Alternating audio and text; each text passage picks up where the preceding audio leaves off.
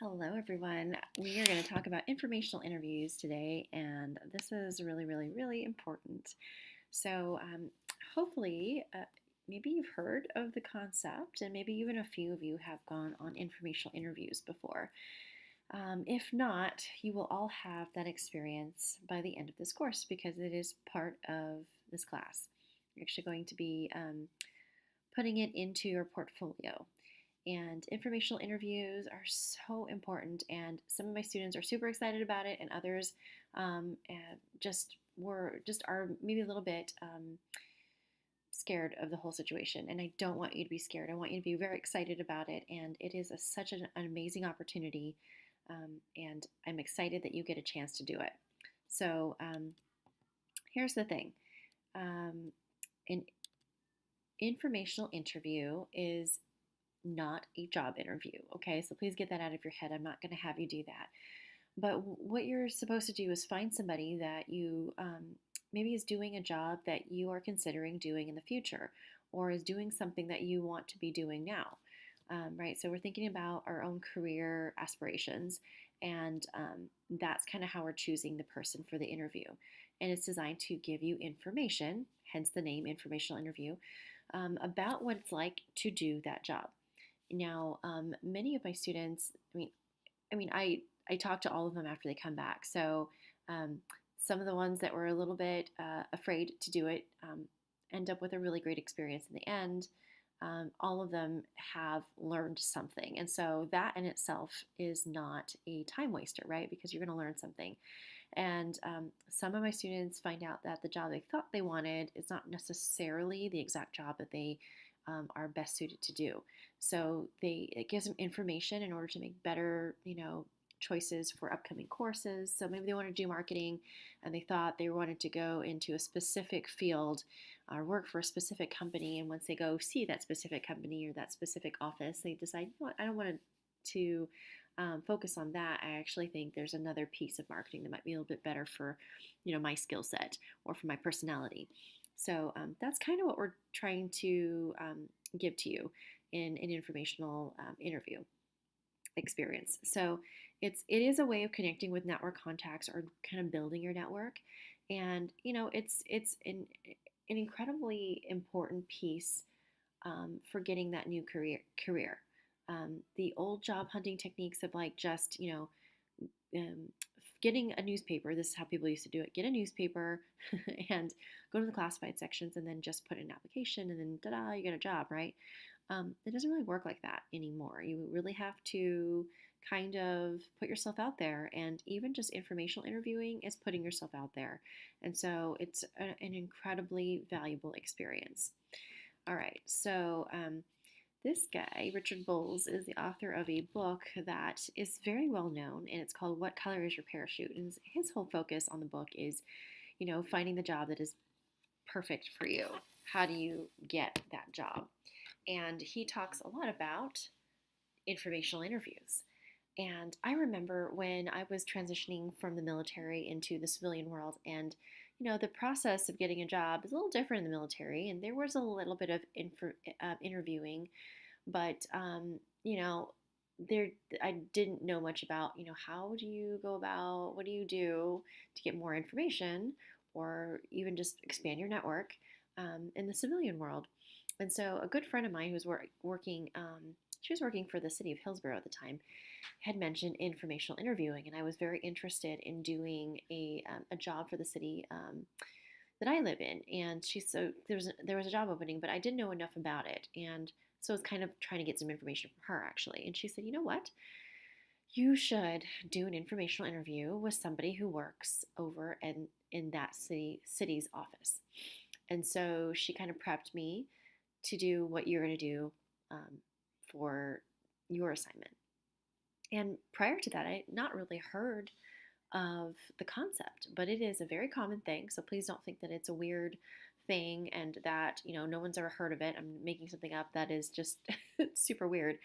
It's a very common thing, especially in the business world, to do informational interviews. And as a student, it makes perfect sense. And so I would say, if I were you, approaching somebody to get an informational interview, use the excuse that you're a student and you have a crazy teacher that's making you do it. Um, and there you go. And generally, people are so wonderful and awesome to students. But I love that Richard Bowles talks about this, that this is an important part of, launching your career. Getting that informational interview is really, really important. So that's why we're doing it. So when it is not, is you're not asking for a job. So don't worry about that. It's not a formal interview in the sense of like you have to, don't be nervous, is what I'm trying to tell you. Like, don't be nervous because you're just getting information. You're coming in as a student, getting info. It's not a waste of anyone's time. And frankly, people like to talk about themselves, so they're kind of excited when you approach them and they've agreed to do a quick informational interview with you. And again, it is not a chance to ask questions that you could have found information on in the internet. So what I'm saying is, like, do your research before you go see them. So, you've obviously picked this person for a reason because they work for a specific company or they've got something interesting in their background. Okay, great. Do some research on that person because, and I'm not, it's not creepy or anything. You're doing, you're like doing professional research on them, right? So you're looking at their LinkedIn profiles, you're looking at any other, published information, maybe they've written articles or something, information you can find out about them and the company. So don't go in and ask, things like, what does your company do? Because you should do a little bit of research. I mean, you can elaborate on that question and say, hey, I've done some research on the company and I see that they do this, this, and this, but do they also do this, this, or this? That kind of a question at least shows that you've done your homework. Okay. So obviously we've talked a little bit about this already, but getting information. So that's the whole point of the interview. But other great things that it does for you is to, build your confidence. You're going to be talking to somebody that maybe you don't know, right? You've never met before, or you're going to talk to somebody that maybe you do know, but maybe you've not talked to them in this sort of a context. So, and it can help you to identify some professional strengths and weaknesses. And so what it can do is, by talking with this person, you may discover, and you can even ask, like, hey, what are people missing when they come into this industry? Maybe give you a leg up on the competition. Maybe those people don't have a certain skill set that you can start working on right now. All right, so here's the big question, right? How do you actually get an interview? So I really want you to think about who the person might be. And maybe you don't have a name yet, but maybe there's a company that you want to work for eventually, or there's a very specific field that you want to work in. And think about that. And so if you can't find a person's name or someone doesn't come to mind, do some research. Find out if there's a company nearby that does that specific job. Find out if you know somebody who knows somebody who might know somebody who works at said company that you're interested in. I would use your personal contacts right now. You have teachers that maybe teach in that industry. Perhaps talk to your teachers. Maybe they have a contact. Talk to your friends and family. Go on social media and say, hey, I'm looking for somebody. Go on LinkedIn and say, hey, I'm looking for somebody that maybe works at Nike or something, and say I'm just wanting to connect with them for an informational interview for a class that I'm doing. And that's how I would advise you to go about doing that. If you are in a job, like I had a student that did a job, she was a receptionist, and she saw a client come in quite often, and she knew that she was in a specific industry that she was really interested in, and she took this opportunity to speak with her and made a really wonderful connection and said, hey, by the way, I'm doing a class project, and I was wondering if you'd have a few minutes and we could connect sometime for me to ask you a few questions. And she was totally into it, and it was a wonderful experience for the student. So yeah, that's kind of what I would advise for finding somebody to get an interview. Don't make a really big deal out of it. But you know what? Also push yourself. So if you feel like you really want to talk to head of sales or VP of something at a company, then do it. You can pick up the phone and you can cold call. You can totally do it and say, hi, I'm a student, and do the whole spiel. And you know what? The worst they can do is say no. And a lot of times people just don't get back to you. Instead of saying like no, you usually don't even get a no. Like, people just don't get back to you. No big deal. But I would say, shoot for the moon, right? Just try it. And if that, you might surprise yourself, and these people may agree to do an informational interview with you. How cool would that be? All right. A few tips for being, for going to the interview, of course, I would say go early to the interview. Let's say that you've agreed to meet at a coffee shop, and show up 10 minutes early. That's if I used to have a military background, and that was always the thing. Like, if um, you're on time, you're already late. So just plan for it because you want to be. I like to be there before the person shows up. And I've done several informational interviews, and I found them to be very, very interesting and really cool. So I like to be there before they come so that I am prepared and ready. And if they, let's say that they are going to do coffee, I was offered to buy coffee for them. And a lot of times they don't take me up on that offer, but I respect that person's time, and so I at least make the offer. Okay, so it's not a real interview as in like you're getting a job, but still dress professionally because you're going to make a good impression, or hopefully make a good impression on this person. Um, do your research about the person and company, as we talked about before.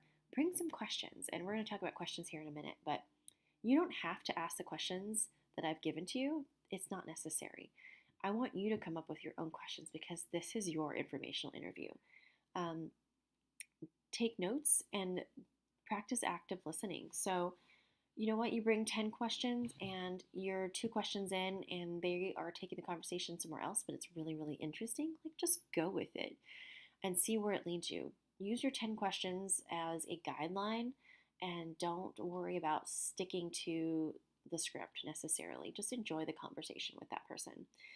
I would say 30 minutes tops. If they want to keep talking, fine, but give them an out, 30 minutes, and even 15 minutes is probably plenty, but I would say 30 minutes max for this. And you can also ask for referrals at the end. Maybe you've said, hey, well, now that we've had this conversation, is there anybody else that you'd recommend that I talk to get some more information? You never know. They may give you some great person to go see. And obviously, this is not a chance to get a job, right? So don't worry about that. It's just a fun, no pressure experience. Okay. Questions to ask on the interview. Now, again, these are just suggestions, kind of up to you how you want to work this. But here are some good ones, I think. And I would say go deep with the questions. Like, don't waste your time. So, okay, any of these are great. Please feel free to add onto this. But I like things like,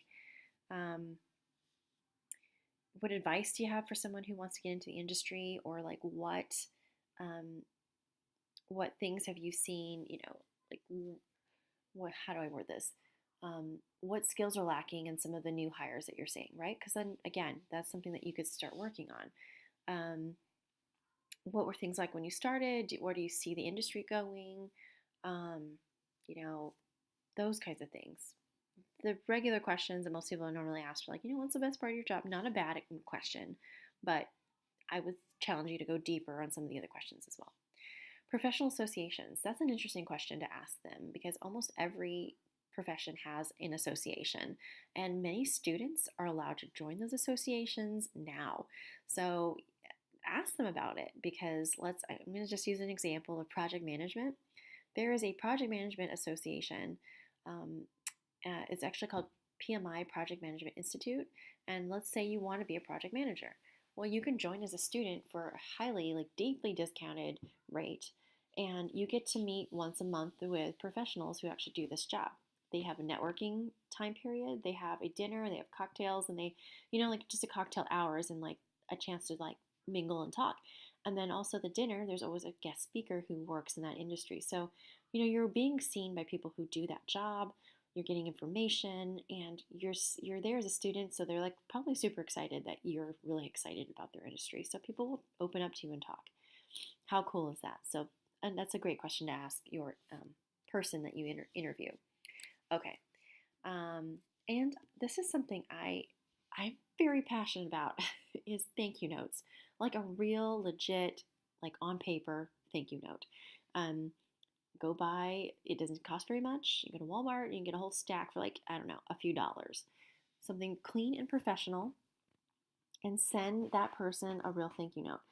Now, you don't have to figure out, their home address or anything, but you know what? If you've tracked them down to their company, You could call the company and talk to whoever, answers the phones there and say, hey, I need to send a thank you note to so and so. What's the best way for me to reach them? And they'll give you an address to send it to. So there you go. It's really easy to do. It is very significant when somebody receives an actual thank you note. It's personal, it's totally unexpected, and you're going to make such a great professional, impression on this person. So it's just a good and classy thing to do. So I'm totally going to encourage you to do that. So your assignment is just to do one informational interview. If you love them, keep doing them. But for this assignment, you only have to do one.